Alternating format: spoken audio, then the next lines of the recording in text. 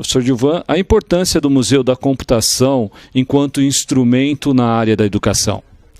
A importância de todo o museu é fundamental para os alunos e o resto da comunidade entender a evolução do conhecimento, como é que a computação evoluiu através dos tempos. Então a gente tem aqui vários exemplos físicos de como aconteceu. Então os alunos, os usuários podem ver como fisicamente, como algo concreto, como a evolução do conhecimento se deu na computação. Professor, a importância de se analisar o passado e o presente através do museu dessa natureza. A análise do passado leva ao entendimento do futuro. Então esse museu funciona como uma representação cronológica do que aconteceu. E essa representação mostra como a tecnologia foi evoluindo, como as necessidades fizeram com que os instrumentos de computação mudassem com o tempo. Isso permite que você, vendo essa evolução, você consiga prever ou tentar prever como vão ser as coisas no futuro, como a tecnologia da informação vai evoluir no futuro. Professor Biasi, a importância das réguas de cálculos dentro deste museu. Dentro do museu, né, eu posso falar da importância da regra de cálculo como instrumento de calcular, né? Agora, isso é um resgate do passado, né, de um instrumento que até o final dos anos 70 era o instrumento mais útil para efetuar cálculos até o aparecimento da calculadora eletrônica. No caso, o professor está nas mãos um modelo do que seriam essas réguas e a evolução dela, dá para a gente ilustrar? Teve alguns séculos, né, até que a regra de cálculo atingisse o seu modelo definitivo. Nós temos alguns exemplos aqui da regra de cálculo universal. O princípio do funcionamento da regra de cálculo baseia-se em logaritmos. Para quem conhece, o logaritmo converte um produto numa soma. A regra de cálculo, ela era o instrumento mais útil, mais fácil que o estudante, principalmente de engenharia, usava. Ele carregava no bolso.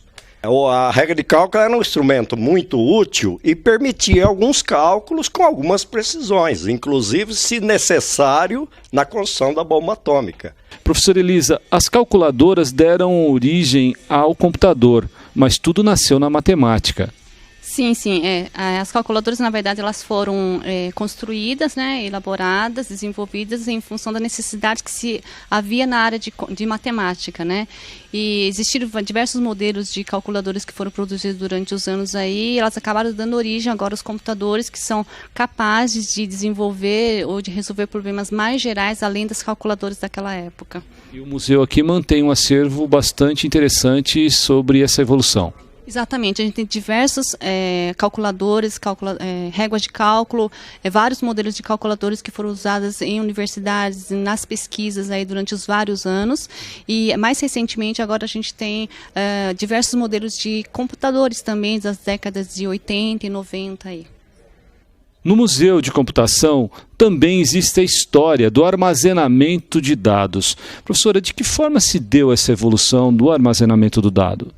Teve vários tipos de evolução nos sistemas computacionais. Então, uma delas, eu diria que ainda antes do armazenamento, é na questão de como você se comunica com o computador. Inicialmente o computador era uma ferramenta para fazer cálculos e, por exemplo, na época que eu era estudante de computação, nós fazíamos os programas usando cartões perfurados. Então, você perfurava o programa, ou seja, as instruções, e as entradas para esse programa, que é, por exemplo, os números que iam ser processados, e recebia a saída da mesma forma, como um bloquinho de cartões perfurados, né? Hoje a gente usa, por exemplo, teclado, mouse e a tela como dispositivo de saída. Além disso, na questão do armazenamento, utilizava-se, por exemplo, fitas magnéticas, depois passaram-se para os discos flexíveis, discos rígidos. Os dispositivos foram ficando cada vez menores e com maior capacidade. Então, você consegue armazenar muito mais dados. Hoje em dia, armazena-se, além de números, informações em geral, em muito menos espaço, né? Usando muito menos espaço físico. No caso, o museu, tendo todo esse acervo histórico, inclusive, do armazenamento do dado, ou dos dados, se faz importante para quem vem aqui, porventura, visitá-lo. Sim, você pode ver alguns equipamentos aqui, por exemplo, disquetes, não é? Que não se usam mais, né? Já caíram em desuso.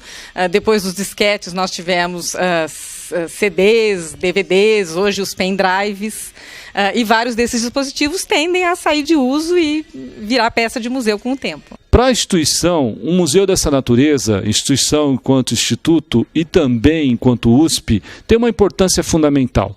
Neylor, para o instituto, qual a importância que tem e principalmente mostrando a área educativa de se manter um museu dessa natureza?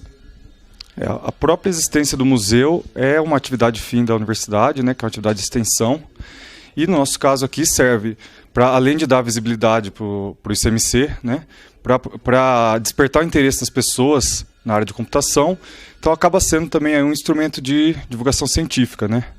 O Museu de Computação trabalha conceitos importantíssimos. Lógico, voltado para a área da educação e principalmente para entendermos um pouco da história, da evolução. Ricardo, conta pra gente de que forma esse museu foi composto e como ele está sendo monitorado. Esse museu foi composto com o professor Odelar, ele era professor aqui do Instituto, e ele tinha várias máquinas de calcular. Ele já havia, ele percebeu a necessidade de guardar o passado, porque assim, tendo o passado, a gente podia tentar prever o futuro. Sabendo disso, ele começou a armazenar as máquinas de cálculo e daí deu origem ao museu. Depois disso, tivemos várias doações e temos o museu hoje, né? Se fôssemos construir então a história com os equipamentos que aqui estão, como se deu essa evolução, saindo, lógico, da importância da matemática e chegando ao computador? Tudo começou com a necessidade de fazer cálculo, né? Pitágoras mesmo já fazia cálculo, mas na mão, né?